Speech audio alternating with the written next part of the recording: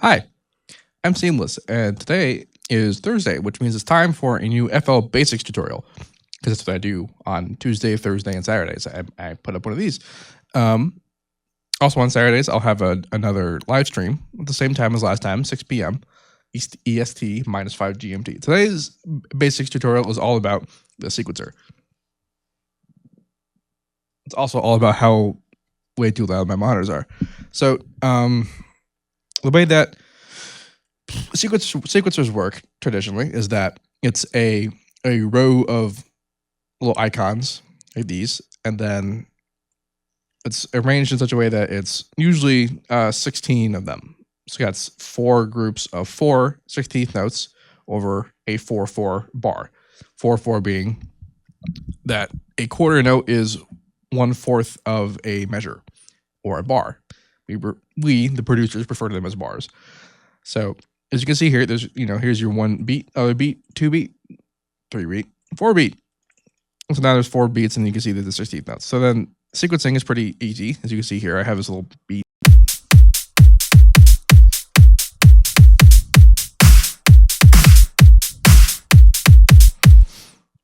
And that's how that works, basically, is that you want wherever that you want a note for an object, you put it in the sequencer.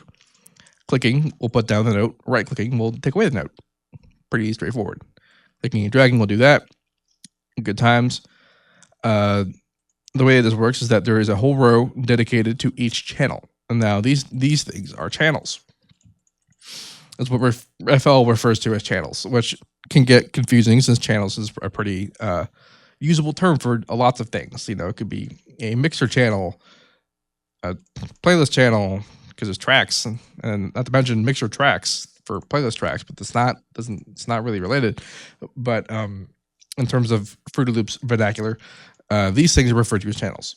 And this menu up here, where it says channels, is all about those things. This is where you add new ones. I mean, you can also add them by other means, but this is the main way that you add new ones.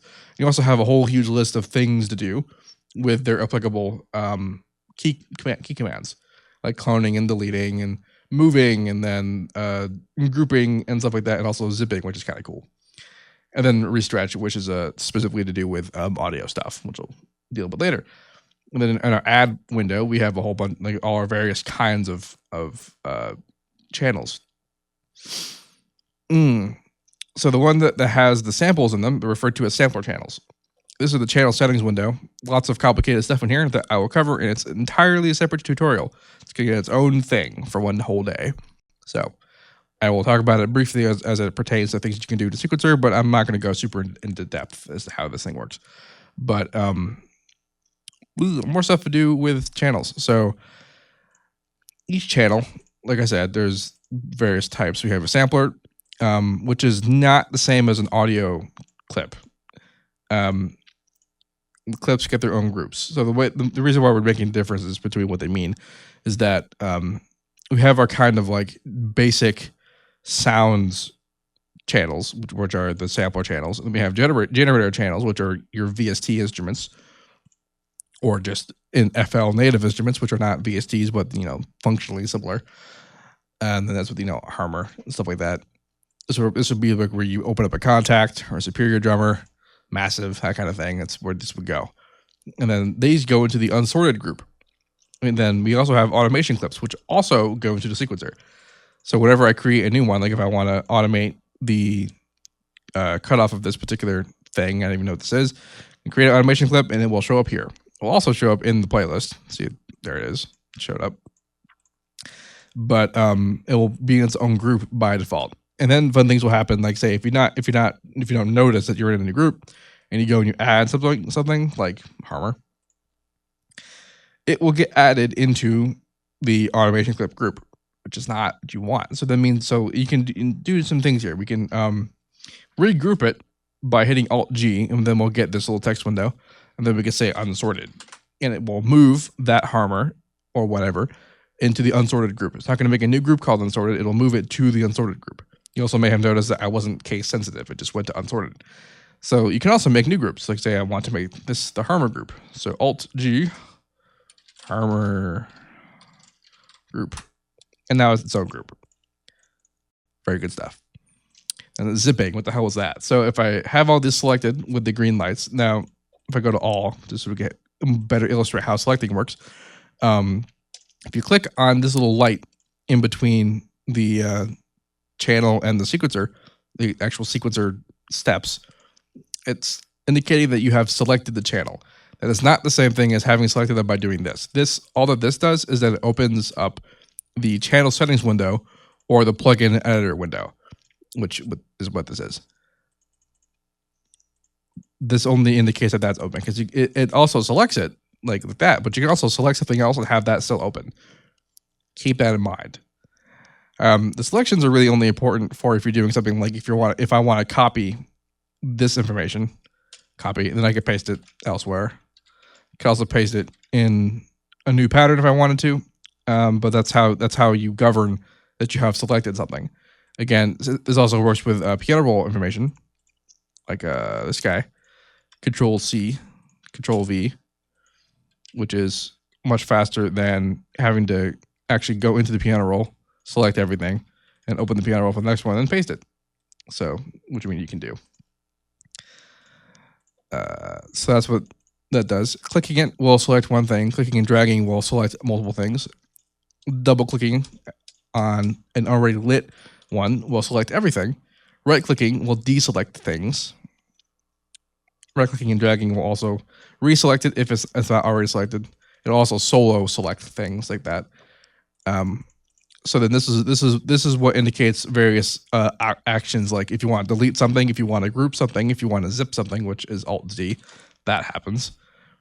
This is just a space saving kind of thing to do. This was apparently something that they came up with before they made groups in the sequencer, so it's not super necessary, but I guess people have projects that use it, so they don't disable it. You can still select it as if it were still there, and if you wanted to edit it, like put in some note information, you right click it and it'll show up again. And then if you Alt U, it'll unzip everything. So that's what that does. Deleting is you can either right click it and then delete it, or you can select it and hit Alt Delete. But if you do that, be careful because there's no undo. The only undo that there is if you have a backup of the project, as you see here. You can set your backup options in the general options window. No, project. It's in the project one. Yeah. So it's in the file options, file settings, which I just closed. Yeah. And then we have backup options, and I have mine set to all the time, all the freaking time, so that I always have useful backup information for most of my things. And then they all show up here. Auto backup. How cool is that? But you have to make sure that's set. It's kind of a non sequitur, but it's a very important one. So yeah. Now, if we go to the other side of the channels, we have some other things. We have the channel volume, which is straightforward. You can right click it and it'll be fine. You can automate it and get stuff, reset it. And we have panning, which is pretty straightforward. And then we have the mute solo. So then by default they're all on, obviously. Then this will mute the drums. But then if you right click it, it'll solo it, and then right clicking again will unsolo everything. This includes if you had something disengaged before, like if I don't want these on, and then I just don't want them on forever, and if I want to solo this, and then if I unsolo it, it'll bring these back. Something to keep in mind. Yeah. So that's all that it's for. It's a bit different for automation clips. See, these are no longer volume and panning. These are now minimum and maximum values, which you can also access in the channel settings window for your automation clip. As you can see here, when I move this, it's moving it over here too. Yeah, because that's the same value. So that's minimum and maximum. So like this it basically means that like this right now is like all the way up and all the way down. But if I wanted to make it so that it was now it's only halfway up, or something, because I can't. There you go. Only halfway up and then halfway down. It's the same thing as if I had just done this. But now it'll be like that forever, or until I move it back. Fun fact: you can also automate these. How cool is that? Yeah, automating automation. Harmon group. Let's go back to all. So now, typically when I want to do more intricate sequencing stuff, I will just send things to the piano roll, because you can piano roll sequence anything. it's not, you know, the most efficient thing if you're doing drums, because if I go into the channel, the piano roll for like the kick channel, that'll only be that kick. You know, it's not like this is the last kick and snare and then hats and whatever. You can open up a multi-sample thing like an FPC or a Superior Drummer or a Contact, and then it'll, you know, whatever MIDI note it is, it'll trigger whatever it's set to trigger. But by you know, just by having a sample channel, a sampler channel, and you're in the piano roll, it'll be just that. You know, so that's fine. And but as well, you can also make very, very fine changes and all kinds of useful good stuff and all as well. But if you are not partial to that, you can still actually accomplish everything that you would in the piano roll in the sequencer. And you can do this by utilizing these two windows here. So let's say like have a bunch of hats. Like I want to do like a trap transition where the pitch changes. I can do that.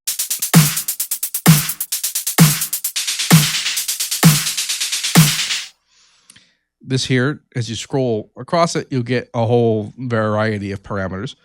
I just used a fine pitch one to do that little transition, but you also have mod X and mod Y.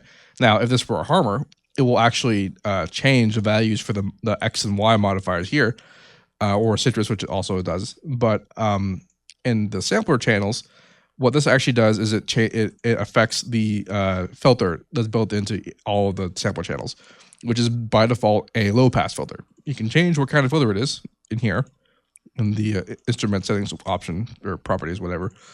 And that will change those values, but then you can also change them here. So, well, there you go.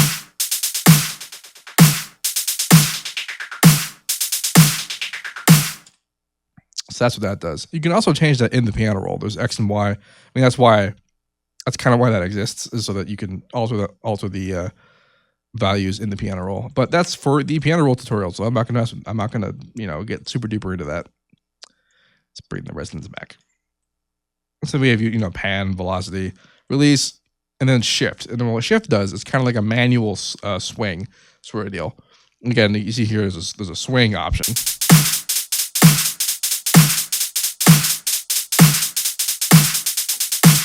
Which is nice. Or you can kind of do it manually by shifting the notes a little bit.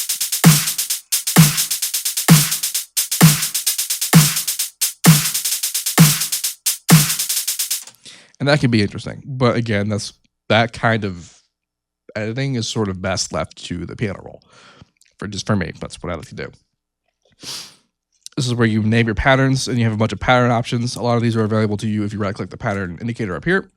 And then this is the sequencer play button. You can do that by hitting play up here if you have pattern selected, but if you have song selected and then you hit this, it will automatically come back to that, which is what that's for. Now there's looper button here, looper button. You might be thinking, why it loops automatically? This is for if you have a pattern with a sequencer information in it, and then piano roll information that's longer than the sequence. So if I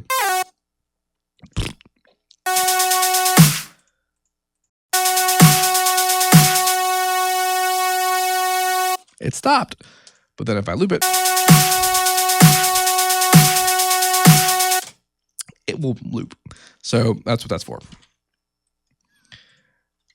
Boop, boop, boop, boop, boop, boop.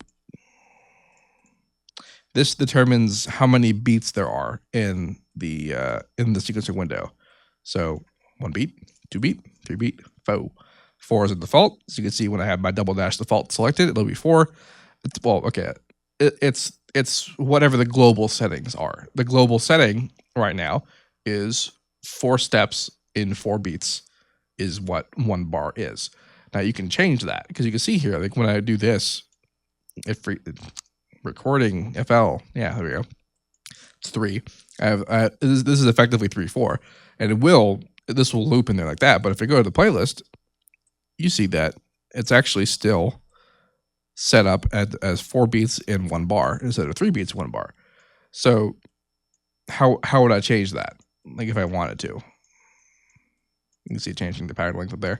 Well, you would do that by going to options, file settings, well, actually project settings, and then you come up here. We have bar and beat. So this determines how many bars, how many beats there are in a bar. I'm not really sure why it's called bar, but this just changes how many beats there are in a bar. You see how I did that, and now everything is 5/4. Like everything is 5/4. There's 5 beats in the bar now. There's 5 quarter notes in the bar now. Is what 5/4 means.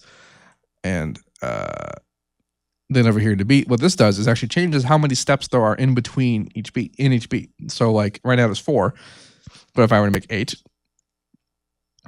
this would make it so that there is 6 or 8. There's 8 16th notes, but they're not 16th notes anymore. Now they're actually 32nd notes, because how fast the beat is. Like as you see here, this is actually where the beat is now. That's still at 130 BPM, which means that this is actually going to be played a lot faster, and it would sound weird instead of being what it was originally.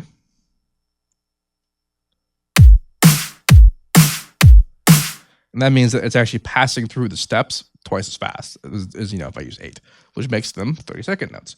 So originally, if you saw that like you wanted to make 32nd note like a roll or something in the sequencer, and you couldn't do that because you couldn't have that high resolution, this is where you get the resolution.